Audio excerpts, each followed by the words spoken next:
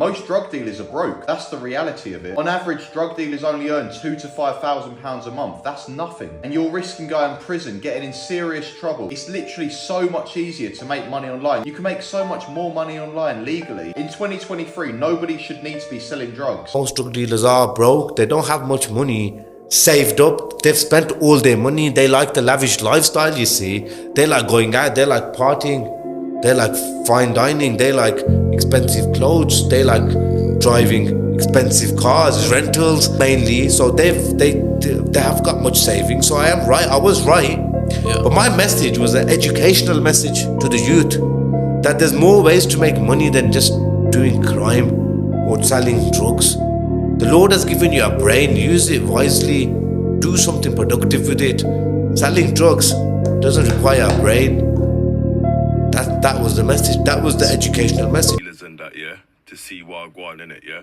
You're making people lose their houses and that, yeah. Be homeless and that. Remember that, yeah. You're not just shotting drugs. You're making people homeless and that. Look, another cuckoo yard. You get me? They closed down. You get me? Some man's come up here to see what go on and that, because obviously man dashed a couple of people out this yard before, but now the council won't shut the thing.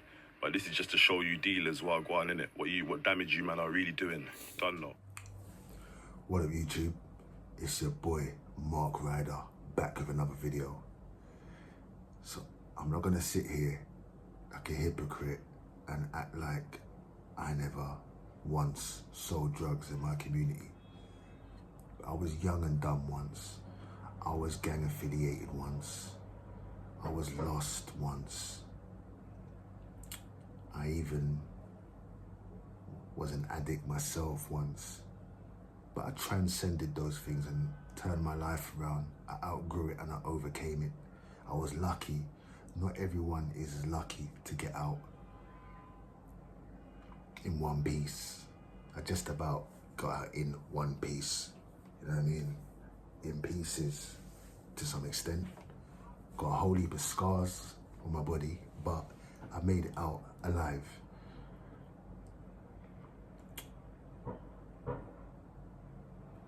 A lot of people are somewhat forced into doing this because they're a product of their environment. We were surrounded by that from school. From the minute I touched high school, I was introduced to it. I was introduced to drugs. I saw the elders on the block with nice things. I didn't have to do it. We were smart kids, but we wanted nice things, so we took the fast lane. We were captivated by the lifestyle. I seen a lot of friends fall. I seen a lot of friends destroy themselves. A lot of them were inside in the nick. But I was fortunate enough to get out. I won't say that I was influenced. I was influenced, but I had a choice, and it was my choice. Now, can you say that there's real poverty in the UK? Is there real poverty? Are we forced to do these things to survive? We have a welfare system. Yeah, there is a somewhat of an economic safety net there for everybody. There's a million things you could do. Education can be funded. There's funding for education. You can do vocational. You can do plumbing. You can do electric. You can be an electrician. You can do welding. You can paint a fucking house. You can clean windows. You can cut someone's grass. You can do anything. There's a million things you could do. Yeah? A million things you could do other than selling drugs to people in your community. Because in 2023, the community needs solidarity. We don't need to be tearing our own community down and selling drugs to our friends. I've got so many friends that I've seen that when we grew up, they were on the come up, they were on the up. And I've watched them dismantle and destroy themselves. They're not even men anymore. They're a shadow of their former self. They're a shell of a man. I've seen what drug addiction can do.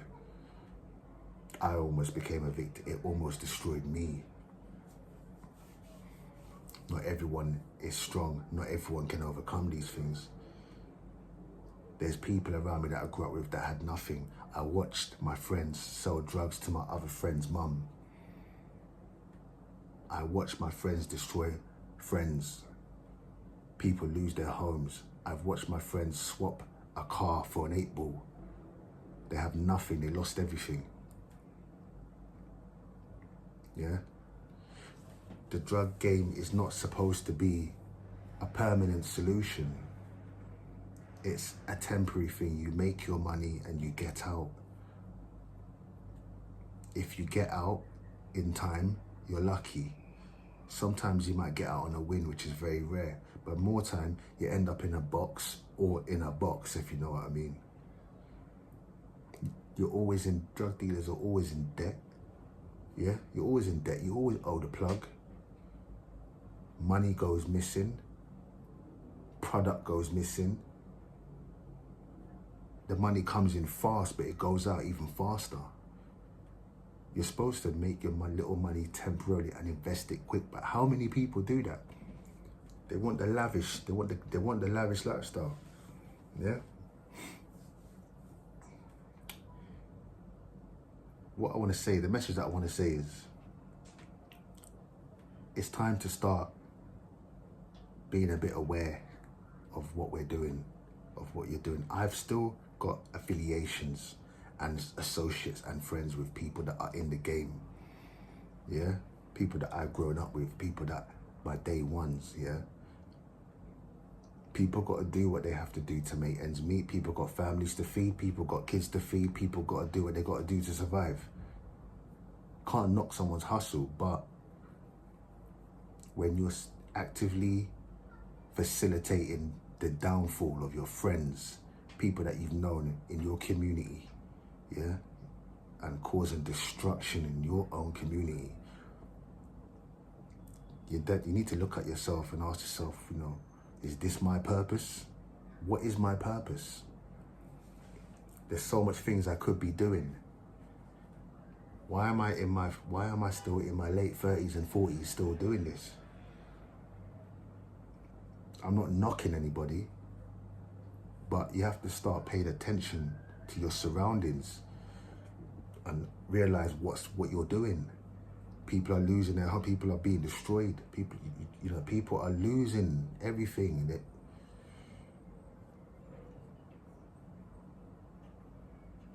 Anyway, there's a YouTuber by the name of the real 95 Crip. Yeah, I've been following him for a while. Yeah, his energy's on point and he's doing real community work. Shout out to 95 Crip, man. Big up yourself, man.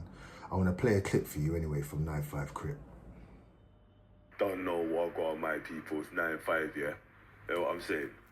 One thing I gotta say, yeah? See the man, if you're calling yourself a brave man, yeah? Or a real G on your ends, I'll tell you what a brave man is. A brave man is doing what me and my Donnies are doing right now. Shutting down all the fucking drug dealers on the ends. Man's moving to the drug dealers, pushing them away. You know what? You can't come round our ends and start shutting drugs and killing people we grew up with or people that we love on our ends, yeah? That's a real G car. Most of you man are shook to move to the dealers. You want to move to certain man. You want to do these next things and do these other pointless fucking missions, yeah? But then you can't do the real thing and move on the fucking dealers and save the community eventually. Don't you man know? All the fighting and fussing and fighting, 90% of this thing is for the drugs, you know. Once man can clean up the drug thing, the community will start fixing itself up again, you understand? Start pushing the youths in different directions instead of drug dealing. You understand what I'm saying to you, man? Man, if I understand this thing, so if you're really brave and you really feel like you're this guy and you really want to make a change, yeah, a real change, yeah, man, them have to start flushing out the drug dealers. Man's doing that right now. Man's putting his life on the line.